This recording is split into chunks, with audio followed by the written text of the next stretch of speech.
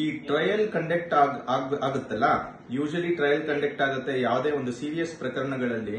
Trial conduct ಆಗ್ಬೇಕಾದ್ರೆ judge ಅಥವಾ ಮ್ಯಾಜಿಸ್ಟ್ರೇಟ್ಗಳಿಗೆ ಈ ಒಂದು 310 CRPC ಅಡಿಯಲ್ಲಿ ಪವರ್ ಇರುತ್ತೆ ಇನ್ಸ್ಪೆಕ್ಷನ್ ಮಾಡಲಿಕ್ಕೆ.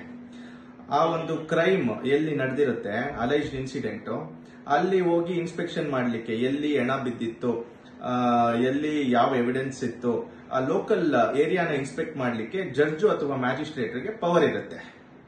ಸೊ ಈ ಪವರ್ ಸೆಕ್ಷನ್ 310 CRPC ಅಡಿಯಲ್ಲಿ ಇರುತ್ತೆ. ಇದನ್ನ ನಾವು ಇನ್ವೋಕ್ ಮಾಡಬೇಕಾದ್ರೆ ಜಡ್ಜ್ ಅಥವಾ ಮ್ಯಾಜಿಸ್ಟ್ರೇಟ್ ಫಸ್ಟ್ ನೋಟಿಸ್ ಕೊಡ್ಬೇಕಾಗಿ ಬರುತ್ತೆ ಎರಡೂ ಪಾರ್ಟಿಗಳಿಗೆ, ಪ್ರಾಸಿಕ್ಯೂಷನ್ ಅವ್ರಿಗೆ ಮತ್ತೆ ಡಿಫೆನ್ಸ್ ಸೈಡ್ಗೆ ನೋಟಿಸ್ ಕೊಟ್ಟು ಆಮೇಲೆ ಲೋಕಲ್ ಅಲ್ಲಿ ಎಲ್ಲಿ ಅಲೈಜ್ಡ್ ಇನ್ಸಿಡೆಂಟ್ ಆಗಿದೆ ಅಲ್ಲಿ ಹೋಗ್ಬಿಟ್ಟು ಇನ್ಸ್ಪೆಕ್ಷನ್ ಮಾಡಿ ಒಂದು ಮೆಮೊರಾಂಡಮ್ ಅನ್ನ ತಯಾರು ಮಾಡಬೇಕಾಗಿ ಬರುತ್ತೆ.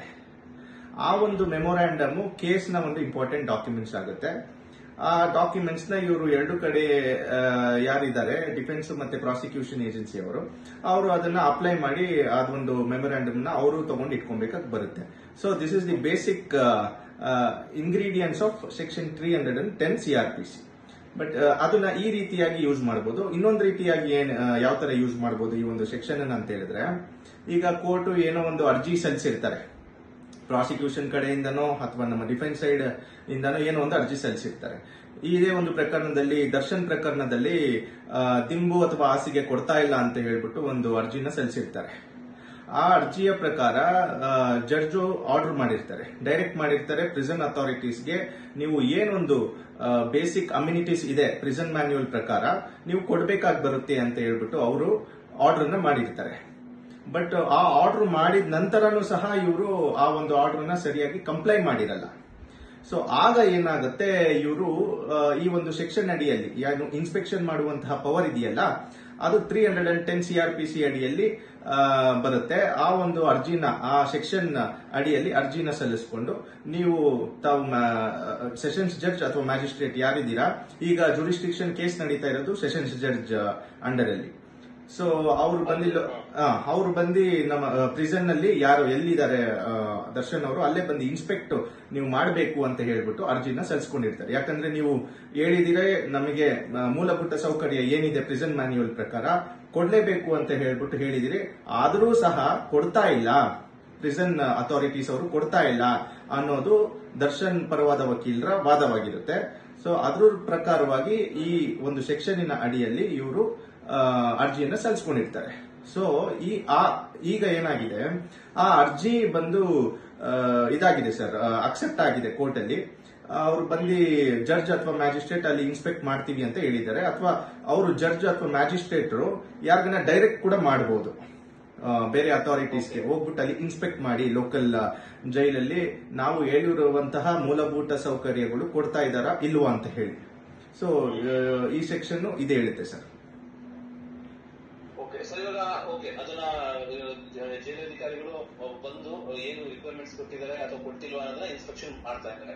ಬಟ್ ಇವಾಗ ಏನಾಗುತ್ತೆ, ಈಗ ಆಲ್ರೆಡಿ ಜಡ್ಜಿಗಳು ಅಂದ್ರೆ ನ್ಯಾಯಾಧೀಶರು ಬರ್ತಾರೋ ಅಥವಾ ಬೇರೆಯವ್ರಿಗೆ ಇನ್ಸ್ಪೆಕ್ಟ್ ಮಾಡ್ತಾರೋ, ಒಂದು ವೇಳೆ ಅವ್ರು ಬೇರೆಯವ್ರಿಗೆ ಇನ್ಸ್ಪೆಕ್ಟ್ ಮಾಡ್ತಾರೆ ಅಂತ ವಿಷಯ ಗೊತ್ತಾದ ಮೇಲೆ ಜೈಲಧಿಕಾರಿಗಳು ಈ ಹಿಂದೆ ಕೊಡದಂತಹ ಸೌಲಭ್ಯಗಳನ್ನ ಈಗ ಕೊಡಕ್ ಸ್ಟಾರ್ಟ್ ಮಾಡಿದ್ರೆ ಅದು ಹೆಂಗೆ ಗೊತ್ತಾಗುತ್ತೆ ಅವ್ರಿಗೆ? ಇಲ್ಲ, ಇವರು ಸರ್ಪ್ರೈಸ್ ವಿಸಿಟ್ ಮಾಡ್ತಾರೆ, ಯಾರಿಗೂ ತಿಳಿಸದೆ ಹೋಗ್ತಾರೆ. ಅವ್ರು ಯಾವಾಗ ಬೇಕಾದ್ರೂ ಹೋಗ್ಬೋದು, ಪರ್ಟಿಕ್ಯುಲರ್ ಡೇಟ್ ಫಿಕ್ಸ್ ಮಾಡಿ ಹೋಗಲ್ಲ, ಯಾವಾಗ ಬೇಕಾದ್ರೂ ಹೋಗ್ಬೋದು. ಹೋಗಿ ದರ್ಶನ್ ಇರುವಂತಹ ಬ್ಯಾರಕ್ ಅಲ್ಲಿ ಹೋಗಿ ನೋಡುವಂತ ಕೆಲಸ ಮಾಡ್ತಾರೆ. ಸೊ ಕೊಟ್ಟಿದ್ರೆ ಅಲ್ಲಿ ಗೊತ್ತಾಗುತ್ತೆ, ಇಲ್ಲ ಅಂತ ಹೇಳಿದ್ರೆ ಏನಲ್ಲಿ ವಾಸ್ತವಾಂಶ ಏನಿದೆ ಅದು ಗೊತ್ತಾಗುತ್ತೆ. ವಿಸಿಟ್ ಮಾಡ್ತಾರೆ ಒಂದು. ಬಟ್ ಇವಾಗ ಏನ್ ಆದೇಶ ಕೊಡ್ತೋ ಅಂದ್ರೆ ಕೋರ್ಟ್, ಸೊ ವಿಸಿಟ್ ಮಾಡ್ಲಿಕ್ಕೆ ಆದೇಶ ಕೊಟ್ಟ ಮೇಲೆ ಇವಾಗಿಂದ ಏನಾದ್ರು ಕೊಡಕ್ ಸ್ಟಾರ್ಟ್ ಮಾಡಿದ್ರೆ ಅದೇ ಒಳ್ಳೇದಲ್ವಾ, ಕೊಡಕ್ ಸ್ಟಾರ್ಟ್ ಮಾಡಿದ್ರೆ. ಅಲ್ಲ, ಅವಾಗ ಏನಾದ್ರು ಕ್ವಶನ್ ತಪ್ಪಿಸ್ತಾಗ್ತಾ, ಯಾಕಂದ್ರೆ ನೀವು ಸ್ವಾಮಿ ಎಲ್ಲ ಕರೆಕ್ಟ್ ಆಗಿ ಕೊಡ್ತಾವ್ರೆ, ನೀವು ಸುಳ್ಳು ಹೇಳಿದಂತ ಆಗುತ್ತಾ ಅಂತ? ಇಲ್ಲ ಹಾಗೇನಾಗಲ್ಲ.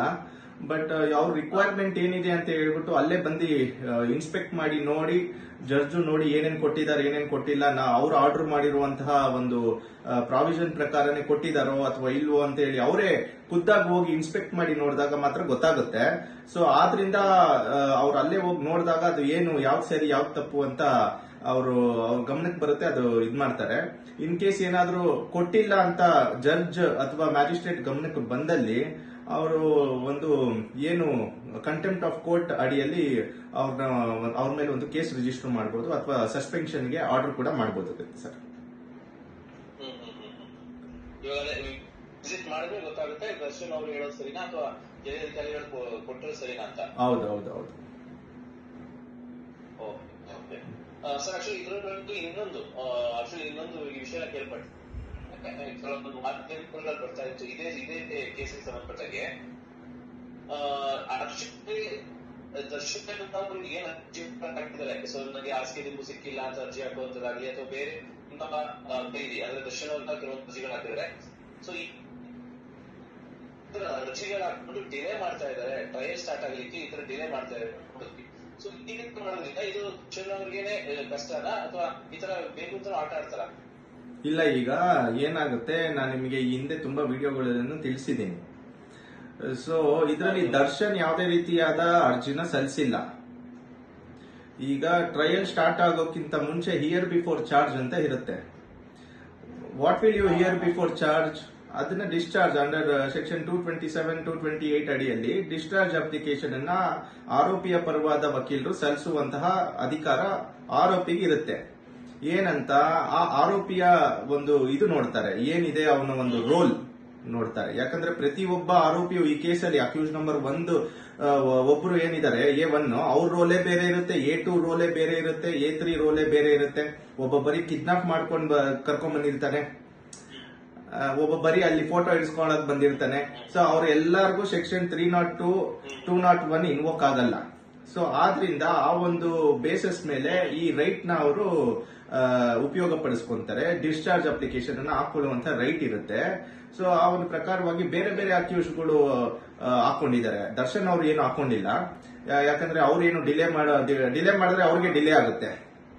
ಈಗಾಗಲೇ ಯಾರು ಆಚೆ ಇದ್ದಾರೆ, ಜೈಲಿಂದ ಆಚೆ ಇದ್ದಾರೆ, A13 ಏನೋ ಹಾಕೊಂಡಿರಂಗೆ ನನ್ನ ಗಮನಕ್ಕೆ ಬಂದಿದೆ, ಅವ್ರೇನೋ ಹಾಕೊಂಡಿರ್ಬೋದು. ಬಟ್ ಒಳಗಡೆ ಇರೋರು ಯಾರು ಡಿಸ್ಚಾರ್ಜ್ ಅಪ್ಲಿಕೇಶನ್ ಅನ್ನ ಹಾಕೊಂಡಿಲ್ಲ.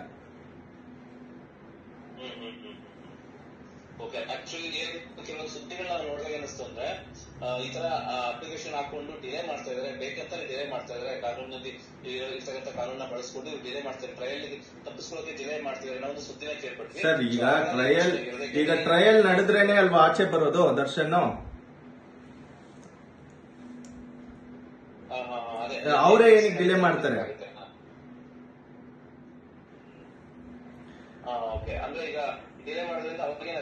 ಅವ್ರಿಗೆ ನಷ್ಟ. ಅವ್ರು ಡಿಲೇ ಮಾಡ್ತಾ ಇಲ್ಲ ಸರ್. ಕೇಸ್ ಹಿಸ್ಟ್ರಿನ ನೀವು ತೆಗೆದು ನೋಡ್ಬೋದು.